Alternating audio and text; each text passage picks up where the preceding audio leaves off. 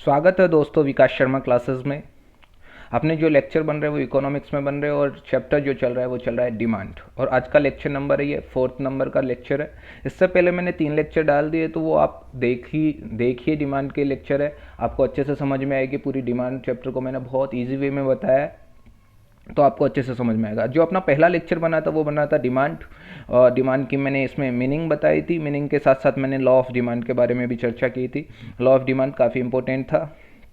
और साथ के साथ फैक्टर अफेक्टिंग डिमांड का डिमांड फंक्शंस बताया था, कौन कौन से फैक्टर डिमांड को अफेक्ट करते थे। और सेकंड लेक्चर बना था वो बना था टाइप्स ऑफ डिमांड यानी काइंड्स ऑफ डिमांड को लेके बना था, जिसमें अपन ने प्राइस डिमांड, इनकम डिमांड, ये सब कुछ डिस्कस किया था इसमें। साथ के साथ अपना जो थर्ड लेक्चर बना था वो बना है अपना expansion and contraction in demand में। Expansion and contraction in demand अपना ये पिछला लेक्चर था जो अपना अच्छे से हो गया था। और जो आज जो अपन पढ़ेंगे वो पढ़ेंगे चेंज इन डिमांड यानी मांग में परिवर्तन। चेंज इन डिमांड को डिस्कस करेंगे। चेंज इन डिमांड का मतलब होता है कि डिमांड में चेंज कब होता है और डिमांड वर्ड कब यूज होता है। डिमांड वर्ड कब यूज होता है जब अदर फैक्टर्स में क्या हो, चेंजेस हो। अदर फैक्टर्स का मतलब हो गया कि income of the consumer, consumer की इनकम चेंज होने से भी क्या होता है, अदर फैक्टर्स में आता है कंज्यूमर की इनकम, इंटरेस्ट आ जाता है, price of complementary goods and substitutes goods, इनकी प्राइस में चेंजेस होने से भी क्या होता है, डिमांड वर्ड यूज होता है। साथ के साथ वेदर आ जाता है, पॉपुलेशन आ जाती है। तो इन जो ये अदर फैक्टर्स थे ये मैंने फर्स्ट लेक्चर में बता दिया था। अभी तक आपने फर्स्ट लेक्चर नहीं देखा तो फर्स्ट लेक्चर्स को देख लीजिए ताकि आपको क्या पता लग जाए, अदर फैक्टर्स के बारे में पता लग जाए। अब चेंज इन डिमांड यानी मांग में परिवर्तन, और शिफ्ट इन डिमांड कर्व यानी मांग वक्र का खिसकना, और increase in demand and decrease in demand, ये तीनों बातें एक ही है। ये अदर फैक्टर्स में चेंज होने से ऐसा होता है।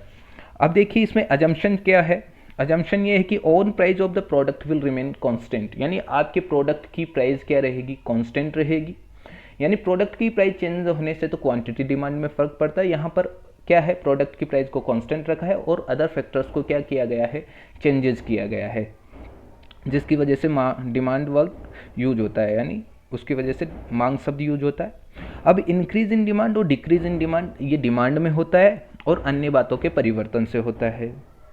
इंक्रीज इन डिमांड मांग में वृद्धि होती है और मांग में क्या होती है, कमी होती है। डिक्रीज इन डिमांड ये अन्य बातों के परिवर्तन से होता है और ये किस में होता है, डिमांड में होता है। समझ में आया आपको? हाँ सर समझ में आया हमें। अब मैं बताता हूँ इंक्रीज इन डिमांड कब होता है। इंक्रीज इन डिमांड में क्या होता है, ये होता है दाईं ओर होता है, राइट साइड में होता है। आप जब डिमांड कर्व बनाओगे तो डिमांड कर्व का क्या हो जाता है, वो दाईं ओर की ओर चला जाता है। आपका डिमांड कर्व पहले जिस स्थान पे था उस स्थान से वो दाईं ओर खिसक जाता है, तो डिमांड में क्या हो रही है, वो वृद्धि का सूचक हो रही है, इंक्रीज इन डिमांड हो रहा है। Rightward shift in demand curve यानी दाईं ओर चला गया डिमांड कर्व, तो वो क्या हो गया आपका मांग में वृद्धि। और इसका कारण क्या है, फेवरेबल चेंजेस हुआ है अदर फैक्टर्स में। अदर फैक्टर्स में क्या हुआ है, फेवरेबल चेंज होने के कारण क्या हो गया, डिमांड कर्व अपना राइट साइड में चला गया। अब आता है decrease in demand. Decrease in demand कब होता है, डिक्रीज इन डिमांड अपना बाई ओर हो जाता है। जब आपका डिमांड कर्व बाई ओर खिसक जाता है तो उसका मतलब हो गया कि left word shift in demand curve, उसका मतलब हो गया मांग में कमी हो गई, डिक्रीज इन डिमांड हो गया। इसका रीजन है unfavourable changes in other factor at the same price, उसकी वजह से ऐसा होता है। अब बात करते हैं अपन कि ये डिमांड कर्व मैंने बता देता हूँ आपको। डिमांड कर्व क्या होता है, मैंने क्वांटिटी ले ली, प्राइस ले ली। जो अपना डिमांड कर्व था वो देखिए, ये अपना डिमांड कर्व था, ठीक है। अब ये अगर अपना दाईं ओर खिसकता है, दाईं ओर खिसक जाता है अदर फैक्टर्स में अगर फेवरेबल चेंजेस होते हैं, तो ये डिमांड कर्व दाईं ओर खिसक गया तो ये इसका मतलब हो गया वृद्धि हुई है, डिमांड में क्या हुई है, वृद्धि या इंक्रीज हुआ है। अगर ये बाईं ओर खिसक जाता है तो डिमांड में क्या होती है, कमी होती है। समझ में आया मेरी बात? इसमें क्या हो जाता है, आपका कर्व ही चेंज हो जाता है। मैं इसका पूरा एक्सप्लेनेशन दे देता हूँ आपको अच्छे से, वर्ड बाय वर्ड।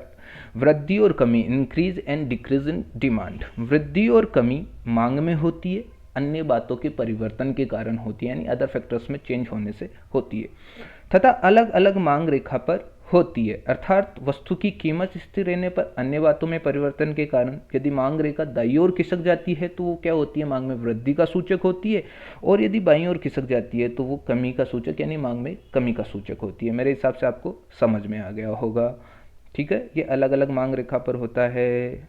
और अब जो अपन पढ़ने जा रहे हैं वो पढ़ने जा रहे हैं exceptions of law of demand, यानी मांग के नियम के अपवाद क्या है। अगर मांग के नियम अपवाद तभी आएंगे जब आपने लॉ ऑफ डिमांड पढ़ा है। लॉ ऑफ डिमांड क्या होता था, उसमें क्या होता था, प्राइस बढ़ने के साथ साथ क्वांटिटी डिमांड कम हो जाया करती थी, और प्राइस कम होने के साथ साथ क्वांटिटी डिमांड बढ़ जाया करती थी। ये मांग का नियम हुआ करता था, लॉ ऑफ डिमांड हुआ करता था। अगर इसको फॉलो नहीं करना, मतलब किसी वजह से ये फॉलो नहीं होता है, तो वो क्या होता है, वो मांग के नियम के अपवाद में आ जाते हैं। सबसे पहले आता है मांग के नियम के अपवाद में गिफिन गुड्स। क्या आता है, Giffen goods. Giffen goods Robert Giffen ने दिया था, और मैंने ये सेकंड लेक्चर में आपको बता दिया था कि गिफिन गुड्स के बारे में मैंने प्राइस जो आपका डिमांड का टाइप हुआ करता था, यानी प्राइस डिमांड, उसमें मैंने इसका पूरा डिस्कशन किया था। अभी तक आपने वो लेक्चर नहीं देखा तो वो देख लीजिए। गिफिन गुड्स रॉबर्ट गिफिन ने दिया था। ये क्या होता है, मांग के नियम को फॉलो नहीं करता तो ये क्या हो जाता है, मांग का एक्सेप्शन हो जाता है। मांग के नियम का क्या हो जाता है, लॉ ऑफ डिमांड का एक्सेप्शन हो जाता है। कीमत बढ़ने से मांग की मात्रा यहाँ पे क्या होती है, बढ़ती है, और कीमत गिरने से क्या होती है, डिमांड क्या हो जाती है, क्वांटिटी डिमांड इसकी कम हो जाती है। इसलिए क्या हो गया, ये मांग के नियम को फॉलो नहीं कर रहा, तो ये क्या हो गया, मांग के नियम का अपवाद हो गया, एक एक्सेप्शन हो गया। ये इंपॉर्टेंट है गिफिन गुड्स का एक्सेप्शन, उसको ध्यान में रखना है आपको। अब दूसरा एक्सेप्शन आता है वेबलन गुड्स।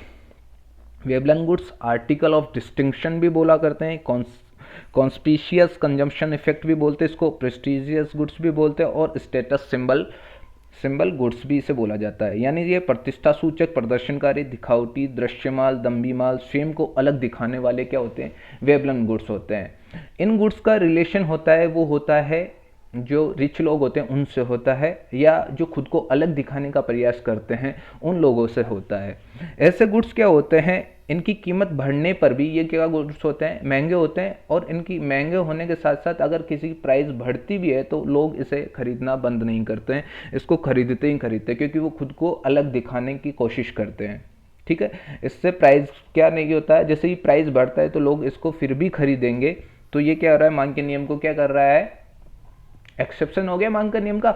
उसमें क्या होता है, मांग के नियम में तो कि कीमत बढ़ने के साथ साथ क्वांटिटी डिमांड कम हो जाया करती थी, लेकिन यहाँ पर कीमत बढ़ने के बावजूद भी क्वांटिटी डिमांड क्या नहीं होती है, कम नहीं होती है। ये मांग के नियम को फॉलो नहीं करता, तो वेबलन गुड्स क्या हो जाते हैं, अपने एक्सेप्शंस में आ जाते हैं लॉ ऑफ डिमांड के में। समझ गए ना। इन वस्तुओं का संबंध अति धनिक वर्ग से होता है। यदि इन वस्तुओं की कीमत बढ़ भी जाती है तो उस वर्ग की क्रय शक्ति यानी परचेजिंग पावर पर कोई असर नहीं पड़ेगा, और जिससे मांग पे भी क्वांटिटी, मतलब आपका मांग पे भी कोई असर नहीं पड़ेगा। मांग क्या हो जाएगी, उतनी की उतनी रहेगी या बढ़ जाएगी। तो ये भी क्या हो गया, आपका एक्सेप्शन हो गया। अब आदतन वस्तुएं एक हैबिचुअल गुड्स होते हैं, जो आदत पड़ जाती है उन गुड्स की, उनकी गुड्स की प्राइस बढ़ने के बावजूद भी उनकी मांग में कोई कमी नहीं होती है, क्वांटिटी भी उनकी बढ़ सकती है या उतनी बनी रह सकती है। क्वांटिटी डिमांड क्या होती है, बढ़ भी सकती है या उतनी बनी रहती है। तो उस वजह से क्या हो जाता है, आदतन वस्तुओं की, और जैसे लीकर की प्राइस कितनी बढ़ जाओ लेकिन उसकी डिमांड क्या रहती है, उतनी बनी रहती है या बढ़ जाती है। साथ के साथ जो सिगरेट पीते हैं, टोबैको प्रोडक्ट्स होते हैं, तो ऐसे में क्या होता है, ये भी क्या हो जाता है, मांग के नियम का एक्सेप्शंस में आ जाते हैं। फ्यूचर प्राइस चेंजेस, भावी कीमत परिवर्तन। भावी कीमत परिवर्तन मतलब फ्यूचर प्राइस, मतलब फ्यूचर में अगर प्राइस बढ़ने वाला है किसी प्रोडक्ट का, तो अपन क्या सोचते हैं, उस प्रोडक्ट की का अनुमान लगाया जाए। मान लीजिए फ्यूचर में पेट्रोल की कीमत बहुत ज़्यादा होने वाली है, तो अपन पहले ही पेट्रोल का स्टोरेज कर लेंगे उसका, तो ज़्यादा क्वांटिटी खरीदेंगे। यानी मांग के नियम को क्या नहीं कर रहा है, ये फॉलो नहीं कर रहा है। एक्सेप्शन हो गया लॉ ऑफ डिमांड का ये भी, तो इसको भी ध्यान में रखिएगा। इग्नोरेंस या इल्यूजन यानी भ्रम की स्थिति। इग्नोरेंस एंड इल्यूजन्स का मतलब क्या हो गया, इसमें ऐसे होता है कि जो सस्ता प्रोडक्ट है उसके बारे में कस्टमर सोचता है कि ये लोअर क्वालिटी का और उसको खरीदना नहीं है, और जैसे ही किसी प्रोडक्ट की हाई प्राइस रहती है तो कस्टमर के दिमाग में क्या आता है, वो सोचता है, कंज्यूमर क्या सोचता है, वो सोचता है कि ये क्या है, अच्छी क्वालिटी का प्रोडक्ट है, और उसे वो खरीद लेता है। यानी प्राइस बढ़ने पर भी वो क्या कर रहा है, उस प्रोडक्ट को खरीद रहा है। यानी मांग के नियम का क्या हो गया, ये भी एक एक्सेप्शन हो गया, ये भ्रम की स्थिति बोलते हैं इसको। कॉम्प्लीमेंट्री गुड्स के बारे में भी बात करते हैं अपन। कॉम्प्लीमेंट्री गुड्स क्या होता है, कॉम्प्लीमेंट्री गुड्स क्या होती है, पूरक वस्तुएं। पूरक वस्तुएं जैसे मैं बोलता हूँ, पेट्रोल की कीमत बढ़ने पर भी पेट्रोल की डिमांड कम नहीं हो रही। जैसे मैं बोलूँ कार और पेट्रोल है, जो कार चलाएगा वो क्या करेगा, पेट्रोल की प्राइस बढ़ने के बावजूद भी पेट्रोल की डिमांड को वो कम नहीं करेगा। यानी उसके लिए पेट्रोल एक पूरक वस्तु में आ गई ना, कार पेट्रोल। तो इसका मतलब पेट्रोल की प्राइस का इफेक्ट मैं पेट्रोल की डिमांड पे ही देख रहा हूँ। यानी पेट्रोल की कीमत बढ़ने के बावजूद भी वो उसकी क्वांटिटी को कम नहीं कर रहा है, उतना का उतना ही खरीद रहा है, तो ये क्या हो गया, एक्सेप्शन हो गया लॉ ऑफ डिमांड का। तो इसे भी क्या बोला जाता है, लॉ ऑफ डिमांड का एक एक्सेप्शन है, अपवाद है। अब आ जाइए नेसेसिटी गुड्स में। नेसेसिटी गुड्स का मतलब होता है ऐसी ऐसी वस्तुएं जिनका जिनका कीमत घटने और बढ़ने से कोई भी प्रभाव नहीं पड़ता है, उन वस्तुओं की अपन उतनी क्वांटिटी खरीदते हैं। जैसे नमक, नमक क्या है, अपनी नेसेसिटी गुड्स है, अनिवार्य या आवश्यक वस्तु है। नमक की प्राइस बढ़ने के बावजूद भी अपन क्वांटिटी उतनी खरीदते हैं, ठीक है। साथ के साथ आप देख लीजिए, जीवन रक्षक दवाइयाँ होती है, यानी लाइफ सेविंग ड्रग्स होता है, उसकी प्राइस कितनी भी बढ़ जाओ अपने लिए वो जरूरी है, और अपन क्या करते हैं, बढ़ने के बावजूद भी उसे परचेज करते हैं। तो ये क्या हो गया, डिमांड का क्या हो गया, एक्सेप्शंस हो गया है। अब देखिए P0 प्राइस थी तो भी क्वांटिटी उतनी ही रही, P1 चली गई, प्राइस बढ़ गई तो भी क्वांटिटी उतनी ही रही। यानी इसका जो ये कर्व बन रहा है वो क्या बन रहा है, वर्टिकल बन रहा है। इसको ध्यान में रखिएगा, इसको ध्यान में रखिएगा। अब अपन पढ़ेंगे बैंडवैगन इफेक्ट या हार्ड इफेक्ट। इसे बोलते हैं झुंड या भेड़ चाल। बैंडवैगन इफेक्ट में क्या होता है, इसमें क्या होता है, कोई आपका दोस्त है, वो दोस्त क्या लेके आता है, एक प्रोडक्ट लाता है, आपको पसंद आ जाता है, चाहे उसकी कीमत कितनी भी हो, आप भी उसी के साथ साथ क्या कर लेते हो, उसके साथ हो लेते हो और उस प्रोडक्ट को परचेज कर लेते हो। ऐसे क्या होता है, बहुत सारे लोगों को देख के परचेज किया करते हैं, उसका मतलब होता है वो भेड़ चाल हो गई। तो प्राइस का यहाँ पे इफेक्ट नहीं पड़ता है और अपन उसे परचेज कर लेते हैं। तो ये भी क्या हो गया, एक्सेप्शन हो गया लॉ ऑफ डिमांड का। आपको समझ में आ गया ये भी, यानी क्वांटिटी प्राइस बढ़ने के बावजूद कम नहीं हो रही है, यानी क्वांटिटी डिमांड क्या हो रही है, बढ़ रही है, ये पॉजिटिव रिलेशन को शो कर रहा है। तो इसका मतलब क्या हो गया, ये भी मांग के नियम का क्या हो गया, अपवाद हो गया है।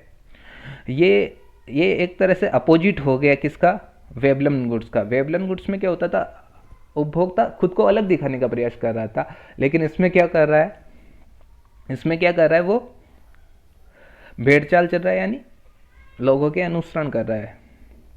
अब संकट और युद्ध की स्थिति में क्या होता है, संकट और युद्ध की स्थिति में होता है कि संकट के समय क्या होती है, कीमतें बढ़ जाती है, और कीमतें बढ़ने के बावजूद भी क्या होती है, डिमांड भी प्रोडक्ट की बढ़ जाती है। जैसे कोरोना हुआ, कोरोना का टाइम आया था, कोरोना एक प्रकार से संकट ही था। उस टाइम में क्या होता था, आप घर में पहले से सामान इकट्ठा करने लगे थे, मतलब प्रोडक्ट की क्या बढ़ गई थी, डिमांड बढ़ गई थी, यानी प्राइस भी बढ़ रहे थे और उसकी डिमांड भी बढ़ रही थी। तो ये भी क्या हो गया, एक्सेप्शन हो गया लॉ ऑफ डिमांड का। अच्छे से समझ में आ गया होगा। और एक होता है कॉन्स्पीशियस नेसेसिटी, विशिष्ट आवश्यकता, यानी किसी इंसान की कुछ विशिष्ट आवश्यकताएं होती है, उसे वो प्रोडक्ट चाहिए ही चाहिए, चाहे कीमत कितनी भी हो जाए, वो उसे खरीदता ही खरीदता है। आजकल जैसे मोबाइल फ़ोन हो गया, मोबाइल फ़ोन अगर किसी के पास नहीं होता तो वो उसे लगता है कि कुछ नहीं है, तो वो क्या करता है, उसके लिए एक विशिष्ट आवश्यकता बन गई, वो चाहे उसकी प्राइस कितनी बढ़ जाए लेकिन वो उसे खरीदता है। तो ये भी क्या हो जाता है, लॉ ऑफ डिमांड का एक एक्सेप्शन हो जाता है। मेरे हिसाब से आपको पूरा लेक्चर समझ में आ गया, मैंने अच्छे से बता दिए हैं आपके डिमांड के लॉ ऑफ डिमांड के एक्सेप्शंस भी। तो आज के लिए इतना बहुत है। अभी तक आपने चैनल को सब्सक्राइब नहीं करे तो चैनल को सब्सक्राइब कर लीजिए, आपको टाइम टू टाइम नोटिफिकेशन मिलेंगे, और साथ के साथ आपको यूजीसी नेट से रिलेटेड सारे टॉपिक यहाँ पे कवर होंगे। तो आप देखते रहिए और विकास क्लासेस में बने रहिए। समय देने के लिए आपका बहुत बहुत धन्यवाद। समय देने के लिए आपका बहुत बहुत धन्यवाद।